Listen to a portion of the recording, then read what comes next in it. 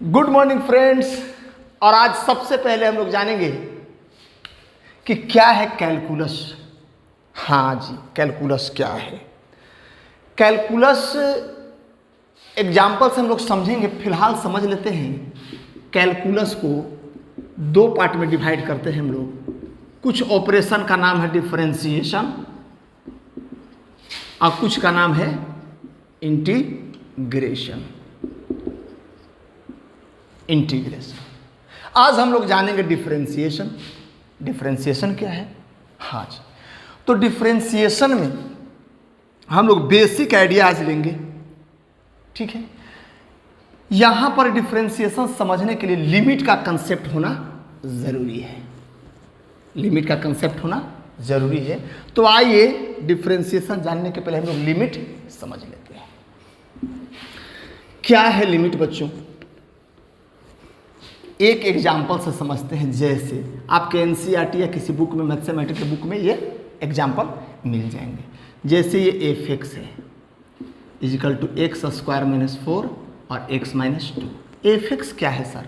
Function of x. जैसे हम लोग लिखते हैं, जैसे लिखते हैं 3x एक्स स्क्वायर, ये भी फंक्शन ऑफ एक्स है। थोड़ा सिंपल एग्जाम्पल लेकर के हम लोग देख लेते हैं। या 3x है वाई इजिकल टू। अब कहता है जैसे जैसे एक्स का वैल्यू चेंज करेगा वैसे वैसे वाई का भी वैल्यू चेंज करेगा। बिल्कुल चेंज करेगा वाई का वैल्यू दोस्तों। तो यहां पर जैसे देखते हैं एक्स का वैल्यू यदि 1 लिखते हैं तो वाई का वैल्यू 3, एक्स का वैल्यू यदि 2 लिखते हैं तो वाई का वैल्यू 6। मतलब जैसे जैसे एक्स चेंज होगा वाई का वैल्यू उसके अकॉर्डिंग चेंज होता जाएगा। तो वाई को लिखेंगे function of x equal to 3x, यहाँ पर लिखेंगे 1 तो यह हो जाएगा 3 इंटू 1, यहाँ पर लिखेंगे 2 तो यह हो जाएगा 3 इंटू 2। चलिए, फंक्शन तो समझ गए। डोमेन रेंज वगैरह भी आप समझोगे जब मैथ्स पढ़ोगे। नीट वालों को इससे ज़्यादा की जरूरत नहीं है। अब यहां पर जरा देखते हैं हम लोग कि f1 का वैल्यू क्या है। आराम से निकाल सकते हैं। Value of algebraic expression at x equal to 1 2 3 4 etc। जिस पॉइंट पर आप वैल्यू निकालना चाहते हैं x पर इसका वैल्यू क्या, x इजिकल टू 1 पर क्या वैल्यू होगा? 1 माइनस 4 और 1 माइनस 2 माइनस 3 बाई माइनस 1 यानी कि 3 हो जाएगा आंसर। 3 पे क्या होगा? जहाँ जहाँ x है वहाँ वहाँ 3 लिखे। 9 माइनस 4 और 3 माइनस 2 यानी कि 5 बाई 1 यानी कि 5। इस तरह से 4 पर क्या होगा आप निकाल सकते हैं। 16 माइनस 4 और 4 माइनस 2 यानी कि 12 माइनस बाई 2 यानी कि 6। ऐसे हर एक पॉइंट पर इसका वैल्यू हम लोग निकाल सकते हैं। बहुत अच्छे से समझने की जरूरत है। हाँ जी, तब डिफरेंशिएशन समझ में आएगा। अन्यथा डिफरेंशिएशन समझ में नहीं आएगा तो फिजिक्स भी समझ में नहीं आएगा। हमारे पास फंक्शन क्या था, उसको नहीं मिटाना था। F x equal to x square minus 4 और एक्स माइनस 2। चलिए देख लेते हैं अब क्या करना है इसमें कि यहां पर यदि 2 पुट यदि हम लोग कर देते हैं तो क्या वैल्यू आएगा इसका?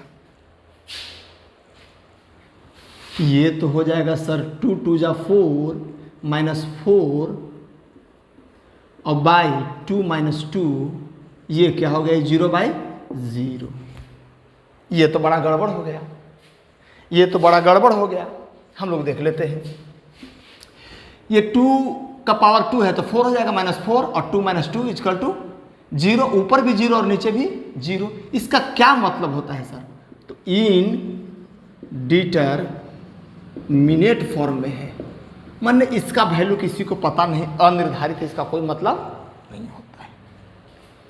जरा देख लेते हैं कि 2 रखने पर 0/0 आता है। 2 के काफी करीब हम लोग रखेंगे तो कितना वैल्यू आएगा देख लेते हैं। 2 बॉक्स बनाते हैं, एक ये बॉक्स बनाते हैं, ठीक है, और एक ये बॉक्स बनाते हैं। आराम से समझोगे। हाँ जी, ये यहाँ पे लिखते हैं x और यहाँ पे लिखते हैं fx। जब x इजिकल टू कितना पुट करें तो y इजिकल टू कितना होगा? हाँ बच्चों, हम लोग कर क्या रहे हैं? हम लोग देख रहे हैं कि जब डायरेक्ट वैल्यू 2 पुट कर दिए, 3 पर तो इसका कुछ ना कुछ डिटर्मिनेट वैल्यू आ जा रहा था, 1 पे भी कुछ ना कुछ वैल्यू आ रहा था, 4 पे भी वैल्यू आ रहा था। लेकिन जैसे ही यहाँ हमने 2 पुट कर दिया, ये वैल्यू 0/0 आ गया, मतलब इनडिटर्मिनेट फॉर्म में आ गया इसका वैल्यू। हाँ, तो क्या इनडिटर्मिनेट फॉर्म में डायरेक्ट 2 पुट करने पर 0/0 आता है? अगर 2 के करीब हम कोई वैल्यू पुट करते हैं, एकदम 2 के करीब, तो वैल्यू किसके करीब आता है? फिर भी क्या इनडिटर्मिनेट आएगा? देख लेते हैं। x का वैल्यू पुट करते हैं 1.9, एकदम 2 के काफ़ी करीब है। इसका वैल्यू आता है 3.9, आप पुट करके देख लोगे। हाँ, x का वैल्यू पुट करते हो 1.99, ये 2 के और करीब पहुंचा, इसका वैल्यू हो जाएगा 3.99।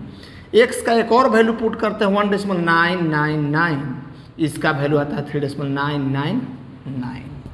अब इसको लिखते हैं as x tends to 2 fx tends to 4। किस तरफ से? बाएं तरफ से। ऐसा क्यों? अरे भाई, ये मान लिया 2 है, 2 के पहले से 2 के करीब हम लोग जा रहे हैं, मतलब ये है 1.9, ये है 1.99, ये है 1.999, मतलब निगेटिव 2 के कम से 2 के करीब आ रहे हैं। तो fx जो है, इसमें आप पुट करके देखना, ये सारे वैल्यू, fx का वैल्यू आएगा 1.9 पुट करेंगे तो 3.9, 1.99 पुट करेंगे 3.99 आएगा। इस तरह से इसको लिखेंगे as x tends to 2 from left side fx tends to 4, fx tends to 4। ये 2 के काफ़ी करीब तक जाएगा, हो सकता है और आगे तक जाए, 1.9999, ये आ जाएगा 3.9999। लेकिन जब एकदम 2 पुट कर देंगे तो ये आ जाएगा 0/0, जो इनडिटर्मिनेट फॉर्म में है। तो जब x को 2 के करीब ले गए, तो fx आया 4 के करीब, इसको लिखा गया है। मतलब पूरा 2 नहीं, एकदम 2 के लगभग करीब है। हाँ जी, बहुत ही करीब। अच्छा, इसको देखते हैं। x का वैल्यू इधर से लेके आते हैं 2 के करीब, मतलब लिखते हैं 2.1, यहाँ लिखिए 2.1, आ जाएगा 4.1। जरा और करीब आते हैं, 2.01, ये आएगा 4.01। जरा और करीब आते हैं 2.001, ये आएगा 4.001। आप इसमें रख करके सारे x के वैल्यू रख करके देखिएगा, fx का वैल्यू इतना आता जाएगा। मतलब ये कहता है कि जैसे जैसे इधर से हम लोग, ये 2.1, 2.01, 2.001, जैसे जैसे हम लोग 2 के करीब आएंगे, किधर से? राइट साइड से। इसको लिखेंगे as x tends to 2 from right hand side, plus मतलब 2 के ज़्यादा से 2 के करीब, fx टेंस टू 4। पूरी तरह से 2 नहीं पुट के 2 के काफ़ी करीब लेगा, देखना है ना। तो लिख सकते हैं कि x जब 2 के एकदम करीब आएगा तो fx जो है 4 के एकदम करीब आएगा। अच्छा, अब देखते हैं दोनों तरफ से x जैसे ही 2 के करीब आ रहा है, जैसे ही 2 के करीब आ रहा है, ये fx के वैल्यू भी दोनों तरफ से 4 के करीब आ रहा है। ये भी इधर से 2 के करीब आ रहा है, तो fx का वैल्यू यहाँ 4 के करीब आ रहा है। यहाँ भी देखेंगे जैसे x का वैल्यू 2 के करीब आ रहा है, 2 के ज़्यादा से 2 के करीब आ रहा है, तो fx का वैल्यू 4 के करीब आ रहा है। अगर लेफ्ट हैंड साइड से भी राइट हैंड साइड से भी इंडिपेंडेंट वेरिएबल, मतलब यहाँ जैसे इंडिपेंडेंट वेरिएबल x है, उसको 2 के करीब लाएंगे, मतलब ऐसे समझ लीजिए, अगर इंडिपेंडेंट वेरिएबल का वैल्यू किसी खास पॉइंट के करीब ला रहे हैं, जैसे इसमें 2 के करीब ला रहे हैं, इंडिपेंडेंट वेरिएबल का वैल्यू किसी खास पॉइंट तक ला रहे हैं दोनों तरफ से, और fx का भी वैल्यू दोनों ही तरफ से किसी एक ही पॉइंट के करीब आ रहा हो, तब कहेंगे कि लिमिट एग्जिस्ट करता है। जैसे x का वैल्यू लेफ्ट हैंड साइड से भी और राइट हैंड साइड से भी किसी खास पॉइंट 2 के करीब लाए, तो दोनों तरफ से देखिए, दोनों तरफ से fx का वैल्यू 4 के करीब आने लगा, हम लोग कहेंगे कि लिमिट एग्जिस्ट करता है। अब ये फर्स्ट एग्जाम्पल से और सेकेंड एग्जाम्पल से कहेंगे कि दोनों ही राइट हैंड लिमिट और लेफ्ट हैंड लिमिट जैसे जैसे 2 के करीब जा रहा है, एफ एक्स जो है दोनों तरफ से ही 4 आ रहे हैं, कहेंगे कि लिमिट एग्जिस्ट्स। हाँ जी, लिमिट एग्जिस्ट। अगर दोनों तरफ से x को 2 के करीब लाते और यहाँ पर कुछ और वैल्यू आता और यहाँ पर कुछ और वैल्यू आता, इसका मतलब है कि लिमिट एग्जिस्ट नहीं कर रहा है। Both the same value of x f x are not equal from both side, कहेंगे कि लिमिट एग्जिस्ट नहीं कर।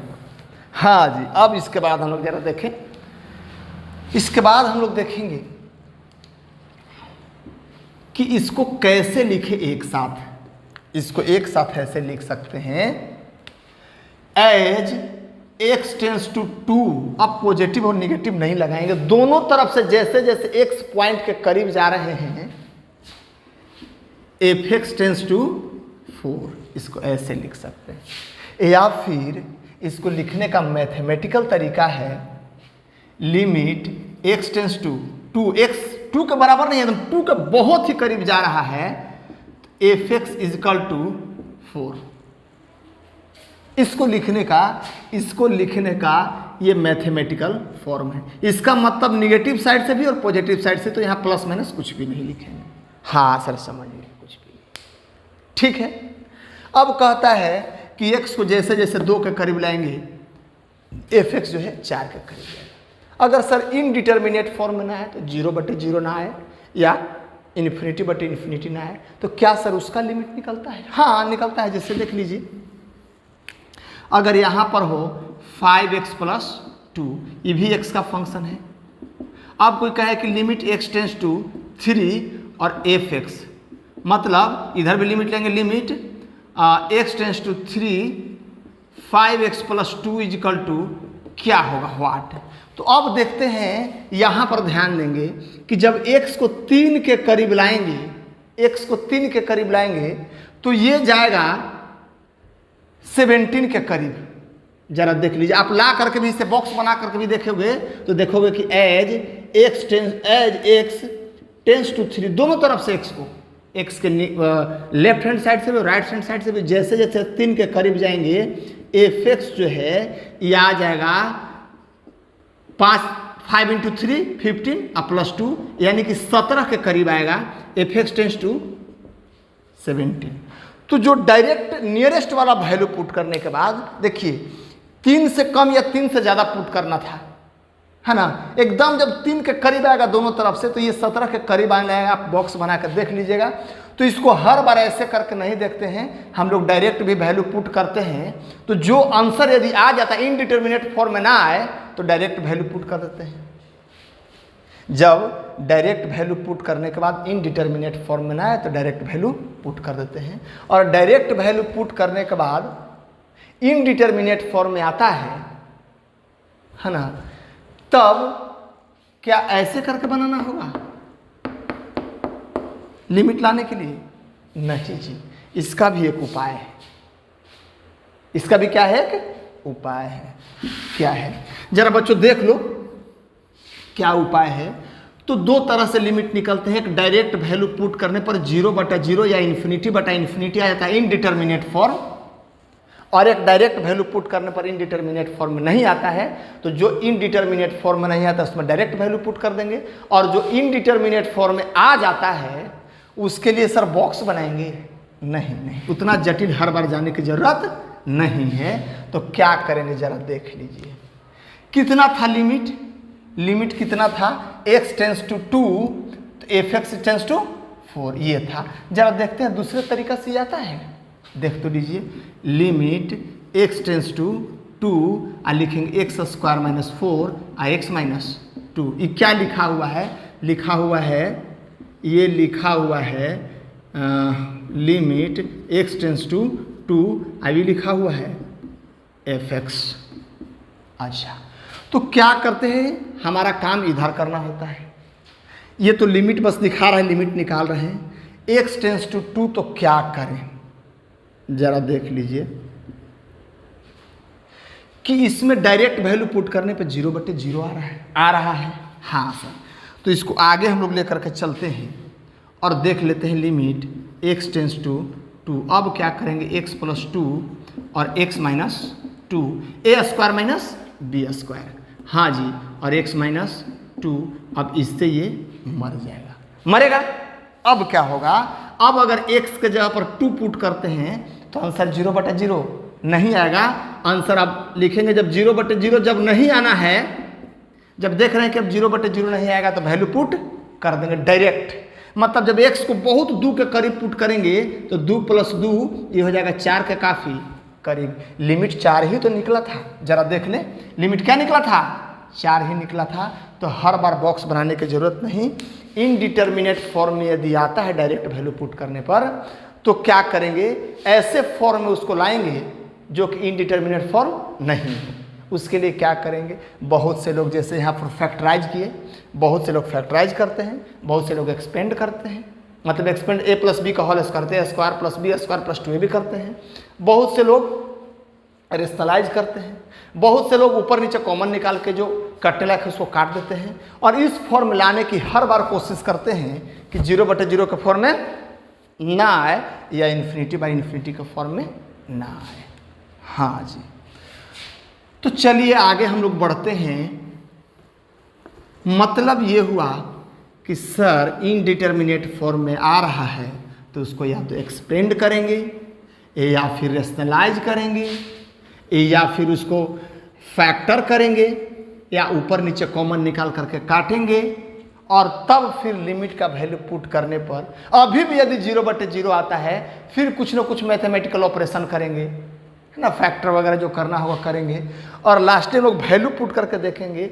अगर डायरेक्ट वैल्यू पुट करने में अब यदि 0/0 नहीं आता है तो वो वैल्यू डायरेक्ट पुट कर देंगे, जो आंसर आ जाएगा वो लिमिट हो जाएगा। चलिए इसको अब रहने देते हैं ऊपर में और ज़रा एक समझते हैं फिजिक्स का टॉपिक। फिजिक्स का टॉपिक समझते हैं। जैसे हमारे पास, माफ़ कीजिएगा, हमारे पास ये है x = 5t², मतलब a body is changing its position, a body is changing its position, x उस बॉडी का पोजीशन है, ठीक है, t टाइम है, टाइम है इंडिपेंडेंट वेरिएबल और पोजीशन जो है टाइम के अनुसार चेंज नहीं करेगा। कोई है टी टाइम पर कितना है, 1 है, कोई कहेगा कि t = 0 पर कितना होगा तो लिखेंगे t = 0 पर x0 = 5 0 का स्क्वायर यानी कि 0 मीटर पर है। अब कोई कहेगा t = 1 सेकंड पर कितना है ना, t = 1 सेकंड पे, इसको t0 मानिए और इसको t1 मानिए। 1 सेकंड पे तो लिखेंगे x1 = मतलब पोजीशन चेंज हो गया t1 टाइम पर कितना, 5 × 1 का स्क्वायर = 5 मीटर। अब कहता है जरा देखिए, सॉरी दूसरा सेकंड पे ये कहाँ था, मतलब 2 सेकंड तक जब चला तब बॉडी कहाँ था, इसको लिखेंगे x2 = 5 × 2 का स्क्वायर = 20। जरा देखिए उसी तरह से t3 पर यानी कि तीसरे सेकंड तक ये कहाँ पहुँचा था, 5 × 3 का स्क्वायर 45। इस तरह से हम लोग देख सकते हैं बॉडी का पोजीशन अलग अलग इंस्टेंट पे। 0 सेकंड पे बॉडी 0 मीटर पे था, मतलब ओरिजिन पे था। अब 1 सेकंड के बाद बॉडी आ गया 5 मीटर, फिर 1 सेकंड मतलब दूसरे सेकंड पे बॉडी आ गया 20 मीटर पर, फिर तीसरा सेकंड तक बॉडी पहुंच गया था 45 मीटर पर। हाँ सर 45 तक तो पहुंचा था। इसको हम लोग आगे कैसे देखें। अब एक चीज यहां जानना जरूरी है, इसको बॉक्स में आप डाल दो, बॉक्स में आप डाल दो, देखते हैं कि क्या ये बॉडी का पोजीशन चेंज हो रहा है, मतलब बॉडी जब डिस्प्लेसमेंट कर रहा हो तो क्या ये डिस्प्लेसमेंट समान समांतराल में समान हो रहा है। जैसे देखिए 0 से 1 सेकंड में, यहाँ 1 सेकंड लगा, 0 पर था 1 सेकंड तक चला, माफ़ कीजिएगा, सॉरी 0 सेकंड पे जब हम लोग देखना शुरू किए उस समय 0 मीटर पे था, ठीक है। अच्छा 0 से लेकर के 1 सेकंड तक में 5 मीटर चला, मतलब t1 - टी नॉट, 0 से लेकर के 1 सेकंड तक में, ये 1 सेकंड है, इतना में चलाइए। हाँ, x1 माइनस क्या होगा, x nought equal to 5 metre. 0 second पर यहाँ था x नॉट पे और t1 सेकंड पे यहाँ हो गया। अब ये दोनों में कितना है, 0 सेकंड और 1 सेकंड, यानी कि 1 सेकंड है। और ये डिस्प्लेसमेंट कितना था, 0 से 5 पर चला है, यानी कि 5 मीटर चला है। हाँ जी, इधर ग्राफ हम लोग एक बना लेते हैं, जरा देखिएगा, ये ग्राफ बना लेते हैं। क्या सर कितना बार ग्राफ बताओगे? नहीं जी, जरा देख लीजिए। अब देखेंगे, ये है बॉडी का पोजीशन x, पोजीशन मान लिया इसको x है, और ये है टाइम t है। अब जरा देखेंगे इसमें, ये है 1 सेकंड, और नीचे लिखते हैं इसको, ये है 1 सेकंड, ये है 2 सेकंड, ये है 3 सेकंड, ये है 4 सेकंड। ठीक है, जरा 4 का वैल्यू भी निकाल लेते हैं। T4 इजिकल टू 4 और x4 इजिकल टू 5, ये हो जाएगा,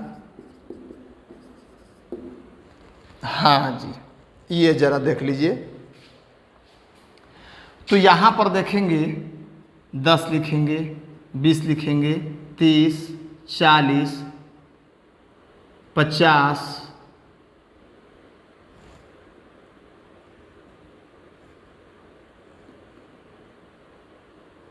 60, 70 और ये 80 है, ये 80 है। चलिए पोजीशन इधर लिख देते हैं।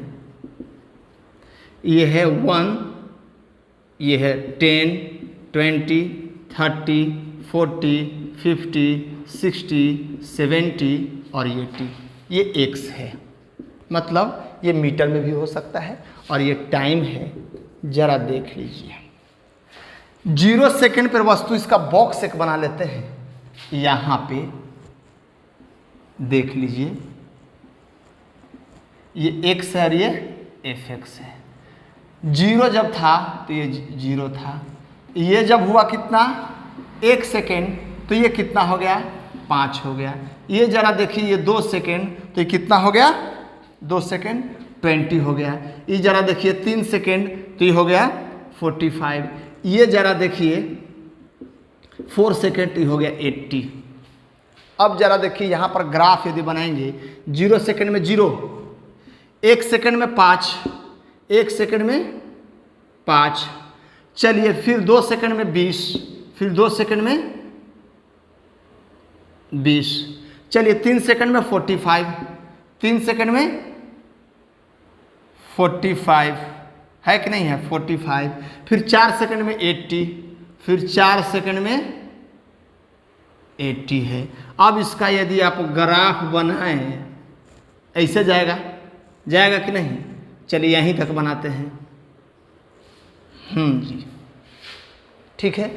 हाँ सर, ये क्वाड्रेटिक इक्वेशन, इसका ग्राफ तो बनेगा, पैराबोलिक बनेगा सर। ग्राफ हम लोग पढ़ चुके हैं। अगर पैराबोला के बारे में नहीं पढ़े हैं तो मेरा देख लो ग्राफ टॉपिक, इसके पहले बेसिक मैथमेटिक्स में हमने बता दिया है आपको। हाँ जी, ये देख लिए, जरा आप ध्यान देंगे, क्या सर समान समय अंतराल में समान रूप से पोजीशन चेंज हो रहा है?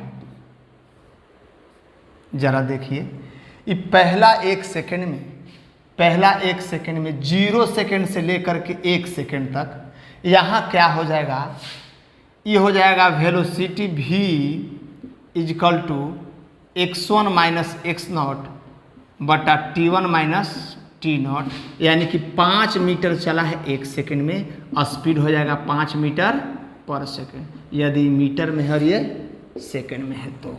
अच्छा, देखते हैं अगले 1 सेकेंड में, 1 सेकेंड से लेकर 2 सेकेंड का जो अंतराल है उसमें कितना चला है, ये v1 v2 जरा देख लीजिए। ये चला है आपका 15 पर था बॉडी, और कहाँ आ गया, 20 पर आ गया। ये 1 सेकेंड चला तो इसको लिखेंगे, इसको क्या लिखेंगे, 5 पर था और 20 पे आ गया है, लिखेंगे 20 माइनस 5 बटे 2 माइनस 1 यानी कि 15 मीटर पर सेकेंड। अच्छा, V3 पर थोड़ा सा ध्यान देते हैं। ये 45 पे आ गया तो 20 पर था और 45 पे आ गया। इसका मतलब 45 माइनस 20 बाई 1 सेकेंड यानी कि 25 मीटर पर सेकेंड। ये V4 पर थोड़ा सा आते हैं, कितना हो गया, ये 35 हो गया। तो ज़रा देखिए ये 35 मीटर पर सेकेंड, क्योंकि टाइम तो एक ही सेकेंड है। जरा देखिए एक एक सेकेंड का सब जगह अंतराल है, कितना सेकेंड का, एक एक सेकेंड का सब जगह अंतराल है। लेकिन वेलोसिटी जो है मतलब डिस्प्लेसमेंट बाय टाइम हर अंतराल का अलग अलग है, मतलब वेलोसिटी एक जैसा नहीं है। वेलोसिटी एक जैसा नहीं है। हाँ सर, वेलोसिटी एक जैसा नहीं है, वेरिएबल वेलोसिटी से बड़ी चल रहा है। अच्छा, अगर डायरेक्ट ये भी तो 1 सेकंड का एवरेज है, 1 सेकंड का एवरेज है, ठीक है। अगर पूरा एवरेज निकालें तो सर चला है 0 पर था सर और 80 पर चला गया है, इतना चला है। टाइम लिया है 0 से 1 सेकेंड, 1 से 2 सेकेंड, 2 से 3 सेकेंड और 3 से 4 सेकेंड, यानी कि 20 मीटर पर सेकेंड इसका एवरेज है, जो सर यहाँ पर कहीं है ही नहीं ना है। तो ये पूरे का एवरेज है, पूरे 4 second total displacement by total time. यहाँ जरा देख लें, एक एक सेकेंड का एवरेज वेलोसिटी है, तो हर एक सेकेंड में वेलोसिटी एक जैसा नहीं रहा है। लेकिन इतना ज़रूर है कि जितना छोटा हम लोग टाइम इंटरवल लेंगे उतना ही ज़्यादा सटीक आएगा, ठीक है। सबसे पहले इस पर विचार कर लेते हैं, क्या सर इस अंतराल को और छोटा कर सकते हैं? ये तो एवरेज आ गया 20, बहुत बड़ा एवरेज है। या एक एक सेकंड का एवरेज देंगे तो एक एक सेकंड का एवरेज देंगे तो ये आएगा, ये आएगा, ये आएगा और ये आएगा। लेकिन क्या है, आपका गाड़ी हर समय रफ्तार चेंज कर रहा है, टाइम थोड़ा सा चेंज करते हैं, पोजीशन थोड़ा सा चेंज करता है। उस थोड़े से समय अंतराल में हर जगह उतना ही समय अंतराल लें तो हर जगह डिस्प्लेसमेंट अलग अलग हो रहा है। बस इसी कंसेप्ट को आगे हम लोग देखते हैं, इस तरह से।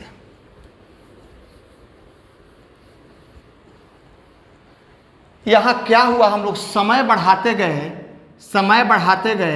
अलग अलग समय पर अलग अलग पोजीशन आता गया, ठीक है। समय हम लोग बढ़ाते गए, ये है टाइम और ये है एक्स, अलग अलग टाइम पे अलग अलग एक्स। यहाँ पर इंडिपेंडेंट वेरिएबल है और ये हो गया डिपेंडेंट वेरिएबल। अलग अलग टाइम पे पोजीशन अलग अलग है। अगर टाइम भी चेंज ना करे तो पोजीशन भी चेंज ना होगा, और तब फिर क्या है, वेलोसिटी निकल नहीं पाएगा। तो हमको वेलोसिटी निकालने के लिए चेंज इन पोजीशन बटा चेंज इन टाइम होना चाहिए। तो जरा देख लीजिए, ये एक्स टी टाइम पर एक्स पोजीशन पे था, अब थोड़ा सा टाइम यदि बढ़ा देते हैं हम लोग, ये टाइम खुद ब खुद बढ़ जाता है। टाइम में थोड़ा सा कुछ जोड़ दिया, 2 सेकंड है तो 0.001 सेकंड मान लिया जोड़ दिए। ये डेल्टा टी एगो क्वांटिटी है, डेल्टा इंटू टी नहीं है। अच्छा, अब जब टाइम में थोड़ा सा चेंजिंग ला दिए तो एक्स में भी थोड़ा सा चेंजिंग आ जाए, चाहे वो निगेटिव चेंजिंग हो या फिर पॉजिटिव चेंजिंग हो, ठीक है। तो पहले पोजीशन यहाँ था, वह पोजीशन आ गया यहाँ। जैसे पहले पोजीशन था 0 पर, आ गया 5 पर, तो क्या किए 5 माइनस 0 किए, यानी कि final position minus initial position. ये है फाइनल पोजीशन और ये है इनिशियल। टी टाइम पे यहाँ था, टाइम थोड़ा सा बढ़ाया, पोजीशन भी थोड़ा सा बढ़ गया, तो पोजीशन बढ़ा कितना, तो अब क्या करेंगे, एक्स यहाँ पर लिखेंगे चेंज इन पोजीशन। कितना आखिर पोजीशन चेंज हुआ, x plus del x minus x. अच्छा, यहाँ पर एक्स प्लस डेल एक्स की जगह पर लिख सकते हैं 5t प्लस डेल टी के होल स्क्वायर, और माइनस एक्स की जगह पर लिख सकते हैं 5t स्क्वायर। बिल्कुल लिख सकते हैं कि नहीं, बहुत गौर से समझने की जरूरत है, ठीक है। तब आपका फिजिक्स फर्स्ट मोस्ट चैप्टर से ही समझ में आना शुरू हो जाएगा। हाँ सर, ये चेंज इन पोजीशन हो गया, ये यहाँ से यहाँ तक हो गया फाइनल पोजीशन और यहाँ से यहाँ तक हो गया इनिशियल पोजीशन। जैसे देखिए ये है फाइनल पोजीशन 1 सेकंड के बाद और ये है 0 सेकंड पर इनिशियल पोजीशन था। यहाँ पर देखिए जैसे ये फाइनल पोजीशन है 80 मीटर पे, यहाँ तक चला गया था, 80 मीटर पे फाइनल पोजीशन है और इनिशियल पोजीशन कहाँ है 0 मीटर पर, तो ये निकल रहा है। अब देखिए change in position final position minus initial position, चलिए हो गया। अब जरा क्या किए हैं नीचे, चेंज इन टाइम से डिवाइड किए हैं, है ना। 0 टाइम था 1 सेकेंड होगा तो 1 माइनस 0, तो फाइनल टाइम कितना था। अब यहां पर लिखेंगे चेंज इन टाइम, टाइम कितना चेंज हुआ, तो टाइम पहले था t, अब हो गया t प्लस डेल्टा t, तो t plus delta t final time है, उसमें से t को डिवाइड करेंगे। हाँ जी, तो change in position by change in time is equal to average velocity, average velocity is equal to change in position by change in time. होगा कि नहीं होगा, बिल्कुल होगा। अब जरा हम लोग देखते हैं यहाँ के बाद हम लोग देखते हैं, इसको आप चाहो तो यहाँ तक छाप सकते हो। हाँ जी, तो चेंज इन पोजीशन कितना है, चेंज इन पोजीशन कितना है, तो सर चेंज इन पोजीशन हो जाएगा delta v is equal to, यहाँ नाउ लिख दो, ये सॉरी डेल्टा वी नहीं वी बार, यानी कि average velocity is equal to change in position x plus del x, बाद में हुआ था, पहले था कितना x, तो चेंज इन पोजीशन, और t प्लस डेल टी और माइनस टी, ये इनिशियल टाइम है, ये फाइनल टाइम है, ये हो गया। अब जरा देखेंगे जब ये हो गया तब हम लोग लिख सकते हैं इसके जगह पे लिख सकते हैं x प्लस डेल एक्स के जगह पे लिख सकते हैं, इसके जगह पे इसको लिख सकते हैं 5 into t plus del t का होल स्क्वायर, अब बाई माइनस 5t स्क्वायर। अब यहाँ के बाद लिखेंगे, यहाँ पे लिखेंगे t plus del t final time है माइनस इनिशियल टाइम। जरा देखिए यहाँ पर देख लीजिए, अच्छा चलिए ग्राफ में बाद में लोग चर्चा करेंगे। यहाँ मिटा दे इसको, हाँ जी मिटा दें।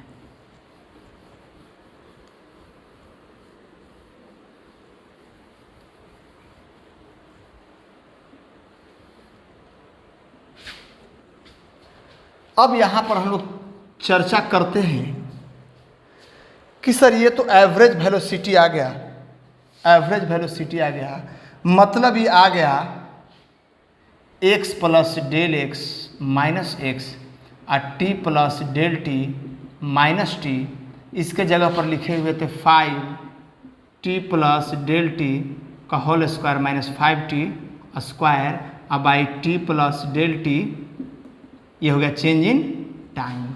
जरा इसको इससे ख़त्म कर दें और इसको इससे ख़त्म कर दें, यानी कि del x by del t, ये होगा change in position by change in time. इतना ही तो पोजीशन चेंज हुआ है, इतना ही तो पोजीशन चेंज हुआ है। एज फॉर एग्जाम्पल मान लिया कि ये चेंज, ये टाइम है टी, यहाँ से यहाँ तक, यहाँ से यहाँ तक टाइम है t प्लस डेल्टा टी, ठीक है। चलो यहीं पर समझ लेते हैं हम लोग, यहाँ तक टाइम है t प्लस डेल्टा टी। अब ये कितना बच जाएगा जरा देख लीजिए, ये बच जाएगा डेल्टा टी, यहाँ तक t प्लस डेल्टा टी, यहाँ तक t, तो ये बच जाएगा डेल्टा टी, इसमें से t को घटाइए ये बच जाएगा। अच्छा ये कहता है, ये जरा कहता है देख लो कि यहाँ पर, इस पर में लिखते हैं fx, हाँ जी, यहाँ पर जो था t टाइम पर ये था कितना, तो ये था 5t स्क्वायर fx बराबर, यहाँ पर आते आते कितना हो गया, यहाँ पर आते आते ये दूरी जो है, मतलब ये दूरी जो है ये हो गया 5t प्लस डेल टी के होल स्क्वायर। यहाँ तक हो गया। अब इसको लिखते हैं जरा देखिए, इस पूरे में से इसको घटा देते हैं इसको, तो ये निकल जाएगा। जब घटाएंगे इसमें से इसको, जरा देखो, इसमें से इसको घटाएंगे तो ये आ जाएगा 5t प्लस डेल टी के स्क्वायर माइनस 5t स्क्वायर। यहाँ तक तो है 5t स्क्वायर और यहाँ तक 5t प्लस डेल्टा टी का होल स्क्वायर है। तो अभी पूरे में से इसको घटा देंगे तो ये निकल जाएगा। मतलब ये निकल गया है डेल एक्स और ये निकल गया है डेल टी। अब del x by del t करेंगे, तो ये हो जाएगा, चलिए ये टी से टी यहाँ भी ख़त्म कर सकते हैं। 5 हम लोग कॉमन लेंगे, टी प्लस डेल टी का whole square minus t square. अब 5 हम लोग कॉमन भी निकाल सकते हैं, नहीं भी निकाल सकते, ठीक है। अब आई डेल टी। अब कहता है कि ये एवरेज वेलोसिटी है, टोटल डिस्प्लेसमेंट, ये टोटल चेंज इन डिस्प्लेसमेंट है। अब आई टोटल चेंज इन टाइम है, मतलब चेंज इन पोजीशन है ये, तो डिस्प्लेसमेंट हो गया। ये डिस्प्लेसमेंट कवर करने में टोटल टाइम हो गया। अब जब हम लोग निकालते हैं del x by del t, तो ये है डेल एक्स, यही तो है डेल एक्स,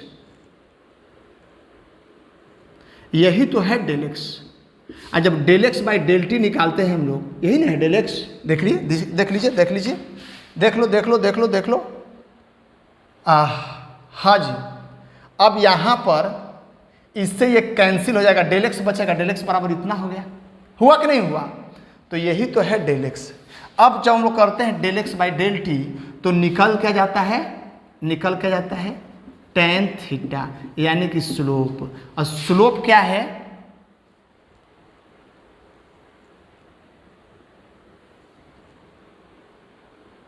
ये तो है स्लोप, ये right angle triangle A B C का AC तो है स्लोप, AC स्लोप है, ना कि ADC स्लोप नहीं है, ADC स्लोप नहीं है, AC स्लोप है सीधा। अच्छा, हम लोग यहाँ पर फिर से चलते हैं, यानी कि टेन थीटा, ये जो लाइन है जो A को C से ज्वाइन किया है, ये बताएगा टेन थीटा, और टेन थीटा मतलब average velocity, total change in position by total time. Average नहीं निकालना है यदि हमको, तब क्या करें? हमको हर समय वेलोसिटी हम क्या कहें, किसी भी समय वेलोसिटी एक जैसा नहीं है। पहले टाइम पर 5 मीटर पर सेकंड से था 1 सेकंड का अंतराल में, फिर दूसरे सेकंड का अंतराल में कुछ और हो गया, फिर तीसरे सेकंड का अंतराल में कुछ हो गया। तो अचानक तो वेलोसिटी नहीं बदल जा रहा होगा, 1 सेकंड तक 5 से चला, फिर अगले 1 सेकंड तक फिर अलग वेलोसिटी से, अचानक तो चेंज नहीं होता है। अच्छा, ये कैसे पता चलेगा कि किस पॉइंट पर कितना वेलोसिटी था? मतलब कोई 2 सेकंड तक तो पूछ दे, तो टोटल डिस्प्लेसमेंट 2 सेकंड तक जो कवर हुआ है, और जो टोटल टाइम लगा 2 सेकंड, वो डिवाइड करके total displacement by total time हम लोग निकाल लें। लेकिन कोई पूछे कि दूसरा सेकंड में क्या वेलोसिटी है, तब क्या हो? अच्छा, 2 सेकंड इंटरवल का मतलब अलग होता है, और दूसरे सेकंड पे इंटरवल 0 होता है 2 सेकंड में। तो मतलब 2 सेकंड पूरा 0 से लेकर 2 सेकंड तक। केवल कोई दूसरा सेकंड कहे तो दूसरा सेकंड समझते हैं कब होता है? जरा देख लीजिए, इसकी चर्चा हम लोग करते हैं। पॉइंट ऑफ टाइम और इंटरवल ऑफ टाइम में अंतर समझना होगा। जैसे ही ये मान लिया 1.999999, ये 2 के काफी करीब है, ये जैसे ही समाप्त होगा और 2.00001 ऐसे लिख देते हैं, 2.0000001 जैसे ही शुरू होता, मतलब इससे भी आगे, इससे भी पहले, उसको कहते हैं, ये दोनों के बीच में यदि कोई है तो 2 है। तो 1.999999 सेकेंड और 2.0000000000001 सेकेंड, उन दोनों के बीच में जो समय है उसको कहते हैं 2 सेकेंड, यानी कि दूसरा सेकेंड, 2 सेकेंड नहीं, क्या कहते हैं, दूसरा सेकेंड। दूसरा सेकेंड पॉइंट ऑफ टाइम है, इंटरवल ऑफ टाइम नहीं, इसको समझना है। 2 सेकेंड जो, सॉरी, दूसरा सेकेंड है जो है 2 सेकेंड नहीं है, दूसरा सेकेंड है। तो दूसरा सेकेंड कब, जब 1.99999 समाप्त होता है और 2 से आगे, जैसे 2.0001 से पहले, ये दोनों के बीच में दूसरा सेकंड है। कोई कहेगा कि दूसरा सेकंड पर क्या वेलोसिटी था, तब तो दिक्कत होगी। दूसरा सेकंड पर पोजीशन बहुत कम चेंज हुआ होगा। दूसरा सेकंड पॉइंट ऑफ टाइम के लगभग बराबर है। इधर से भी और इधर से भी और करीब आएंगे तो ये बहुत ही छोटा होगा। ये लगभग थोड़े से टाइम चेंज हुआ है। दूसरा सेकंड मतलब लगभग टाइम इंटरवल 0, पूरी तरह से 0 नहीं, टाइम इंटरवल 0। और चेंज इन पोजीशन, जब समय अंतराल बहुत कम होगा तो पोजीशन भी, चेंज इन पोजीशन भी काफ़ी कम होगा। तो हम लोग को निकालना है, जब एवरेज निकाल रहे हैं तो ये निकल रहा है। जब अलग अलग करके निकाल रहे थे छोटे छोटे अंतराल में, जरा यहाँ पर देख लेंगे, यहाँ पर देख लेंगे, ये मान ले कि इस तरह से ग्राफ है और एवरेज जब हम लोग निकाल रहे थे तो ये निकल रहा था, ये था डेल्टा एक्स और ये था डेल्टा टी, तो ये निकल जा रहा था। जबकि छोटे छोटे एक सेकंड का अंतराल ले रहे थे तो अलग अलग स्लोप आ रहा था सबका, अलग अलग स्लोप आ रहा था सबका। और स्लोप बताता है एवरेज वेलोसिटी। तो ये बड़ा वाला जो है एवरेज वेलोसिटी अलग है, जब छोटे छोटे एक सेकंड का एवरेज वेलोसिटी निकाल रहे थे तो कुछ अलग आ रहा था। अच्छा, तो सही वेलोसिटी, हम लोग हर क्षण वेलोसिटी चेंज कर रहा है। तो कोई पूछे कि टीवा टाइम पे या एनवा टाइम पे या दूसरा सेकंड पे वेलोसिटी क्या होगा, तो उस समय अंतराल जिससे हम डिवाइड करते हैं ये काफ़ी छोटा होना चाहिए। तो बहुत छोटे से समय का वेलोसिटी बता देगा। और जैसे जैसे ज़रा यहाँ पर ध्यान दीजिए, जैसे जैसे इसको छोटा छोटा पार्ट में, ये दोनों के बीच का एवरेज है। जैसे देख लीजिए, ये टोटल एवरेज था। अगर इन दोनों पॉइंट के टाइम को छोटा कर देते, ये दोनों पॉइंट का खोजते तो कुछ अलग आता। इसका स्लोप कुछ अलग है, हो सकता है θ1 है। यहाँ से यहाँ तक का स्लोप निकालते, हो सकता है कुछ अलग होता, माफ़ कीजिएगा, हो सकता है कुछ अलग होता। जैसे देखिए इस और इस पॉइंट के बीच हो सकता है कुछ अलग होता, तो ये हो जाता θ1 और ये हो जाता θ2। मतलब ये एंगल और ये एंगल बराबर है। हाँ बराबर है, बता तो दिए हैं, जरा नहीं समझो तो ग्राफ देख लो। यहाँ पर जो एंगल बनता है वही तो यहाँ पे एंगल बनेगा, ठीक है। तो अब देखते हैं, जब छोटे छोटे भाग में इसको बांट देते हैं, बड़े वाले एवरेज को छोटे छोटे एक सेकंड का अंतराल में बांट देते हैं, तो ये वाला जो स्लोप है ये कर्व लाइन के करीब पहुँचते। ये देखिए कर्व लाइन से कितना दूर है, कर्व लाइन के काफ़ी करीब आ रहा है। तो अब हम लोग देखते हैं कि कर्व लाइन, यहाँ पर देख लो, अगर स्ट्रेट लाइन होता तो हर जगह स्लोप बराबर होते, हर जगह स्लोप बराबर होते। ये होता था कौची, y2 माइनस y1 बटे x2 माइनस x1, लिखते थे y2 माइनस y1। याद कीजिए x2 minus x1 is equal to, यही तो स्लोप होता था। स्लोप मतलब tan थीटा, स्लोप मतलब ये थीटा, tan थीटा होता था। याद कीजिए, हाँ सर होता था। यही तो था P, यानी कि डेल y है, और यही तो है डेल x। इसी को तो माने हैं डेल x, इसी को माने हैं डेल t यहाँ पर। और del x by del t कर रहे हैं तो ये स्लोप निकल जा रहा है, और स्लोप बताता है change of del x with respect to del t। और जब इन दोनों का del x by del t करते हैं तो ये स्लोप निकल जाता है, और स्लोप यहाँ बताएगा rate of change of x with respect to time. हाँ सर, जब इसको स्ट्रेट लाइन होता है तो हर जगह स्लोप बराबर, हर जगह स्लोप बराबर। लेकिन जब कर्व लाइन होते हैं तब क्या होता है, जरा देखिए। जब लाइन होंगे कर्व तो यहाँ का स्लोप कुछ और होगा, यहाँ का स्लोप कुछ और होगा, है कि नहीं। हर जगह स्लोप अलग अलग होते हैं। अच्छा, इस दोनों पॉइंट के बीच का स्लोप कुछ और होगा, इस दोनों पॉइंट के बीच का स्लोप कुछ और होगा। अच्छा, जितना पॉइंट को करीब लाएंगे उतना ही टाइम इंटरवल कम होता जाएगा, उतना ही डिस्प्लेसमेंट कम होता जाएगा, और जितना टाइम इंटरवल कम उतना ही एग्जैक्ट पॉइंट, किसी खास पॉइंट ऑफ टाइम पर हम लोग पहुंचते जाएंगे। जैसे देख लीजिए, अब यहाँ पर क्या करेंगे, ये तो निकल गया total change in position by total time. यहाँ पर हम लोग निकालते हैं 4 instantaneous velocity at any time T. Any time T पे इंस्टेंटेनियस वेलोसिटी क्या हो जाएगा, ठीक है। तो अब हम लोग क्या करेंगे, ये जो डेल्टा टी है, माफ कीजिएगा फिर से इसको बना देते हैं, साफ साफ बनाते हैं। अब जरा देख लीजिए, ये इस तरह से था, ये था t और ये था t प्लस डेल टी, ये था 5t स्क्वायर और ये था 5t प्लस डेल टी का स्क्वायर। अब जब चूंकि यहाँ पर हम लोग देखेंगे, ये जो हो गया, इसमें से इसको घटाएंगे तो ये निकलेगा, ये है डेल टी और ये जो है डेल एक्स है कि नहीं है। इसमें से इसको घटाएंगे, जरा देखिए, घटा करके देखे हुए हैं, घटा करके घटाएंगे तो ये हो जाएगा, ये है डेल एक्स, चूँकि इससे ही कैंसिल हो जाता। चलिए अब देखते हैं del x by del t करेंगे, ये निकल जा रहा है, बिल्कुल निकल जा रहा है। अब कहता है कि जब समय अंतराल को किसी खास पॉइंट, ये डेल्टा टी जो है इसको हम लोग छोटा करने लगे, तो इस टी पॉइंट, ये टी पॉइंट पर निकालना है वेलोसिटी, तो डेल्टा टी को दोनों तरफ से,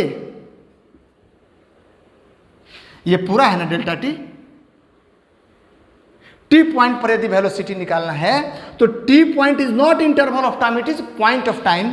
तो दोनों तरफ से हम लोग डेल्टा टी को छोटा करने लगेंगे, और छोटा करने लगेंगे तो देखिए, ये देखिए, ये है, मान लिया डेल्टा टी को छोटा करते करते यहाँ लाए, और जब डेल्टा टी बहुत छोटा होता है उसको डी टी कहते हैं। जब लाए तो देखिए डी टी बहुत छोटा हो गया, तो चेंज इन पोजीशन भी बहुत छोटा होगा, इसको डी एक्स कहेंगे, इसको डी टी कहेंगे।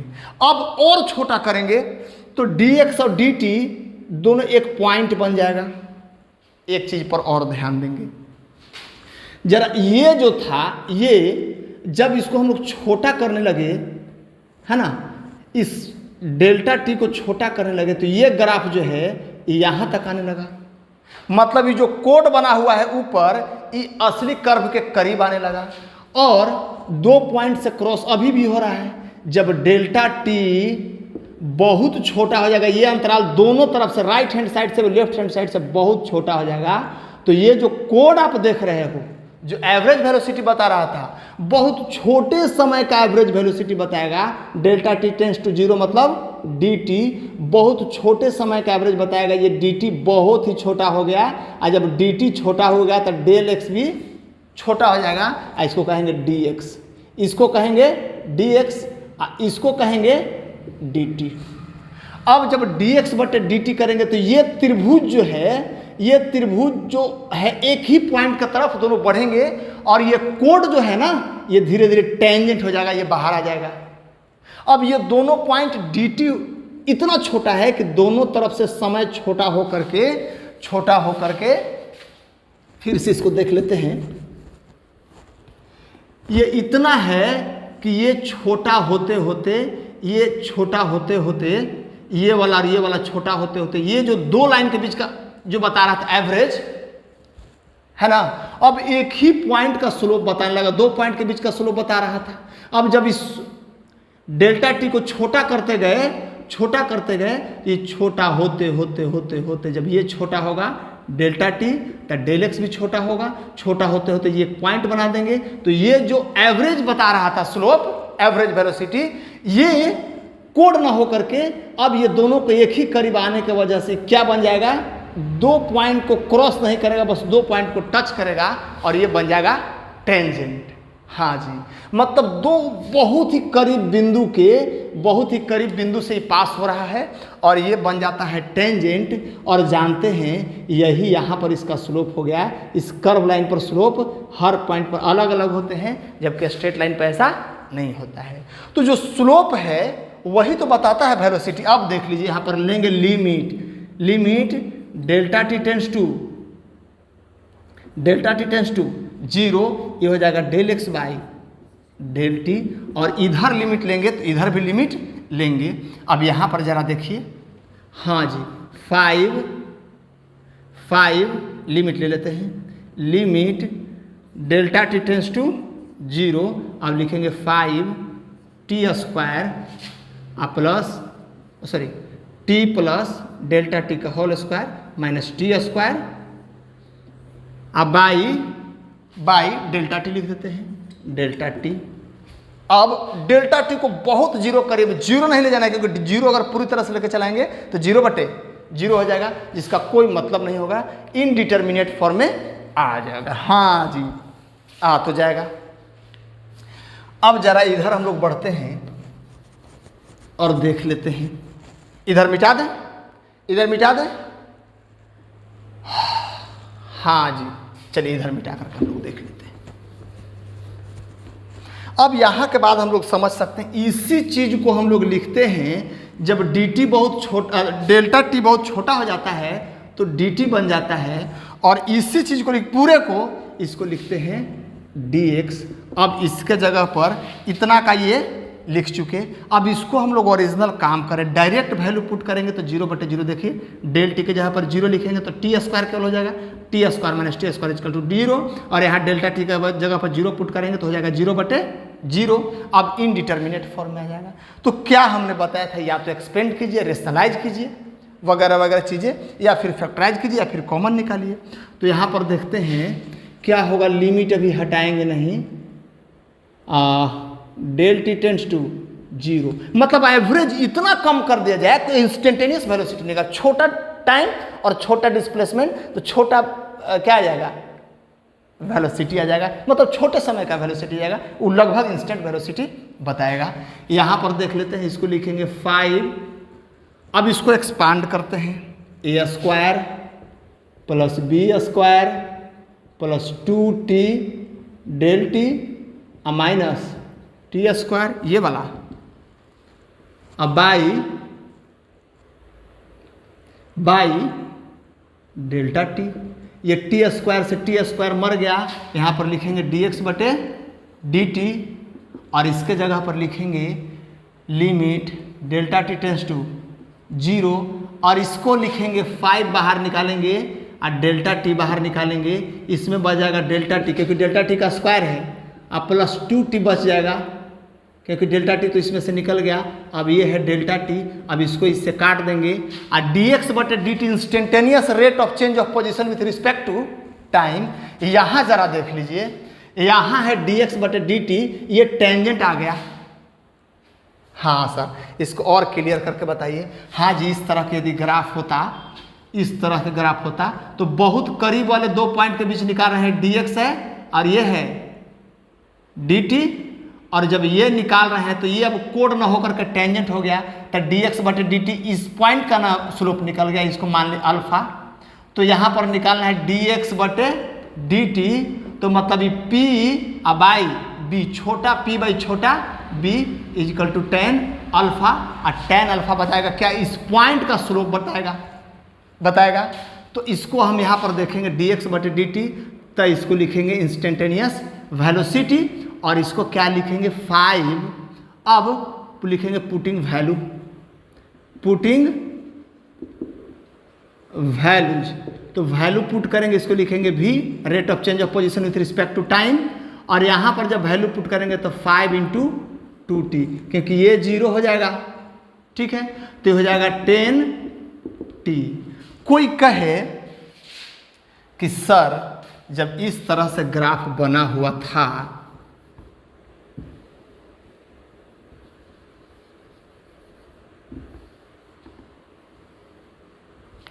सर जब इस तरह से ग्राफ बना हुआ था, ठीक है, तो इस टी टाइम पर, जो कि टी टाइम इंटरवल बहुत ही छोटा है, टी टाइम पर सर यहाँ पर स्लोप कैसा था, क्योंकि स्लोप तो हर जगह चेंज हो रहा है और स्लोप बताता है वेलोसिटी, तो वेलोसिटी हर जगह चेंज हो रहा है।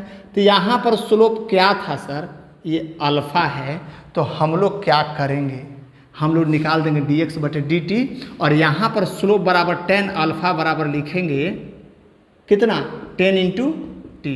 अगर ये 5th सेकेंड है, 5th सेकेंड मतलब 4 सेकेंड का अंत और 5 सेकेंड का शुरुआत, ठीक है, तो ये 5वां सेकेंड पर क्या होगा, तो लिख सकते हैं 10 गुने 5 यानी कि 50 मीटर पर सेकेंड। ये 5वां सेकेंड है, 5.1 सेकेंड पर अलग वेलोसिटी होगा। हाँ जी, तो ये देखना है हम लोग को, ये डेल्टा टी को काफ़ी हमने छोटा कर दिया है।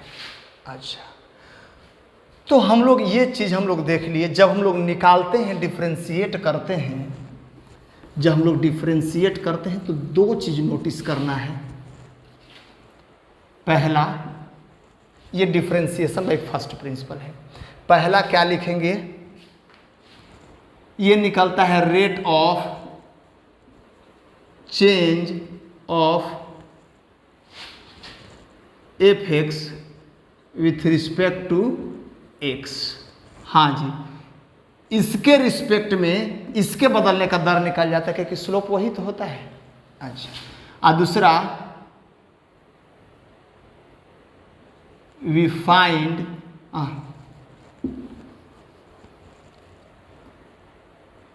Formula of slope at any point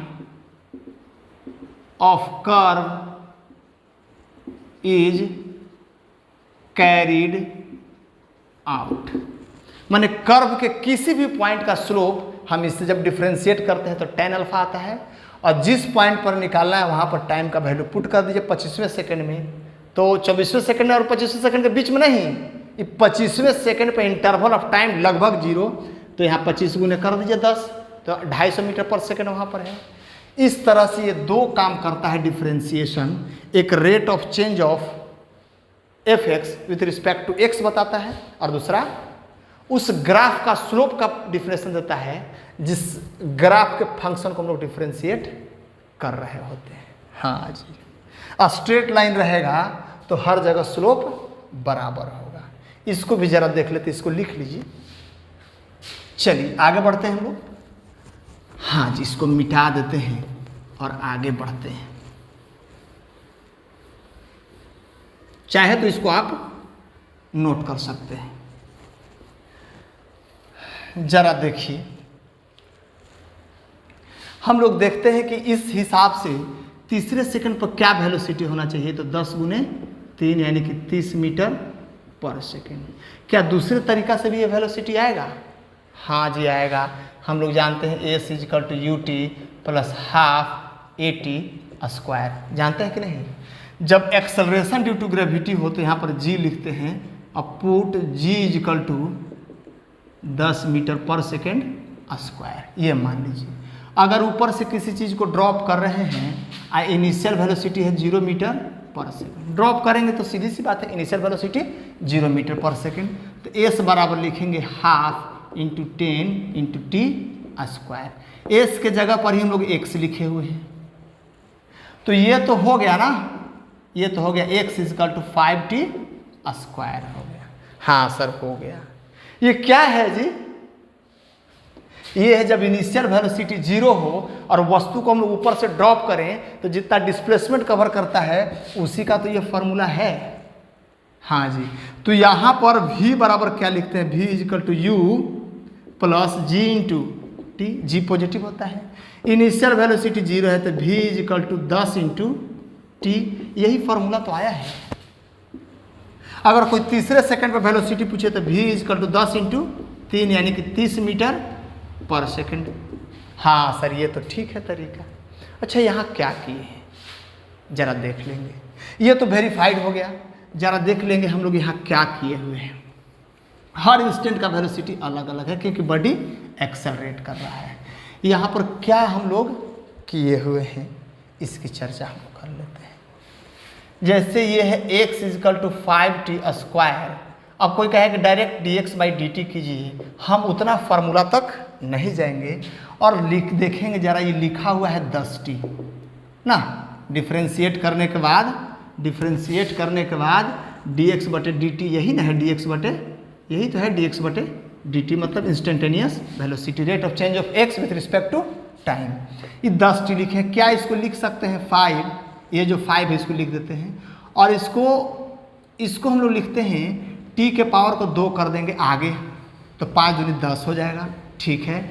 और t का पावर 1 घटा देते हैं, तो क्या 10t का पावर यानी 10t आ जाएगा। यानी कि जब कोई वेरिएबल हो और उसका जो पावर है उसको आगे ला करके गुना में रख देंगे और पावर 1 घटा देंगे, है ना, तब इतना प्रोसेस के थ्रू जाना नहीं पड़ेगा, डायरेक्ट ट्रिक से या डायरेक्ट फार्मूला से हम लोग निकाल लेते हैं। यही तो किया हुआ है 5t स्क्वायर, तो 5 को तो बाहर निकाल दिए, चलो ठीक है। फिर 2 को गुना में कर दिए, t के गुना में 2 को कर दिए, पावर 1 घटा दिए, तो कहता है कि if y equal to x के पावर n, यही तो t ना था, t के पावर 2 था और ये था x। यहाँ पर हम लोग फार्मूला के हिसाब से आपका position, rate of change of position निकालना था, किसी का कोई और चीज़ निकालना होगा किसी और के रिस्पेक्ट में, जैसे rate of change of sine x with respect to x, क्योंकि x चेंज होगा तो साइन x भी चेंज होगा, तो वहाँ टाइम नहीं है, तो वहाँ के लिए सबका अलग अलग होता है। हाँ जी,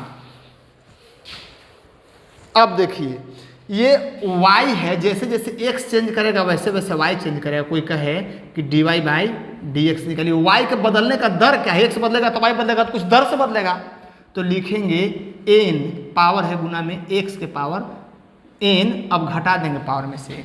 ये पहला क्वेश्चन है, पहला फार्मूला है। इसी तरह से इसी फार्मूले से आप निकाल सकते हो दूसरा, सर यदि कोई कांस्टेंट हो if y equal to c।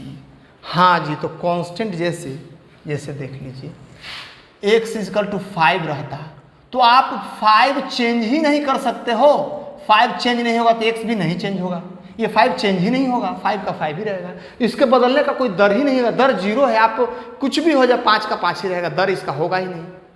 जैसे मान लिया कि किसी का पोजीशन ऐसे बदल रहा है, टाइम आप कितना भी चेंज कर दो ये 5 का 5 ही रहेगा, तो ये 5 का 5 ही रहेगा, तो ये चेंज नहीं हो रहा है, अतः इसका दर क्या होगा 0 होगा। तो कोई भी कांस्टेंट है तो लिखेंगे dy/dx, या किसी के रिस्पेक्ट में इसको डिफ्रेंशिएट करेंगे, आंसर हमेशा 0 आएगा। ये था दूसरा। तीसरा पर जरा हम लोग चलते हैं, जल्दी जल्दी चलेंगे, तीसरे पे हम लोग चलते हैं। जैसे देख लीजिए यहाँ पे रहता y इजिकल टू 5, अब लिखते dy/dx इजिकल टू d5/dx। अब x चेंज हो रहा है तो सॉरी x चेंज होने से 5 पर कोई प्रभाव नहीं पड़ रहा है, 5 5 ही का 5 ही रहा है, इसका 0 हो जाएगा। अच्छा, अब जरा तीसरा पर हम लोग विचार करते हैं।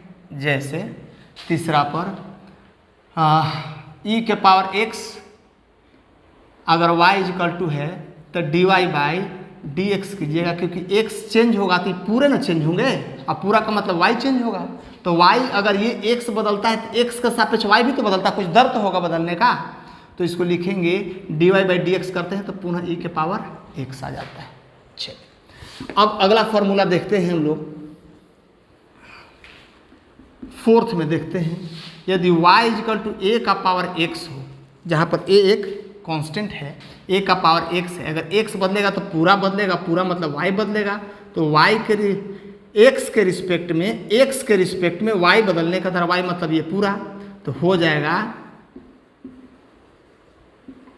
हाँ सर लॉग नहीं बताए, हाँ जी कोशिश करेंगे उसका लेक्चर भी डाल दिया जाए।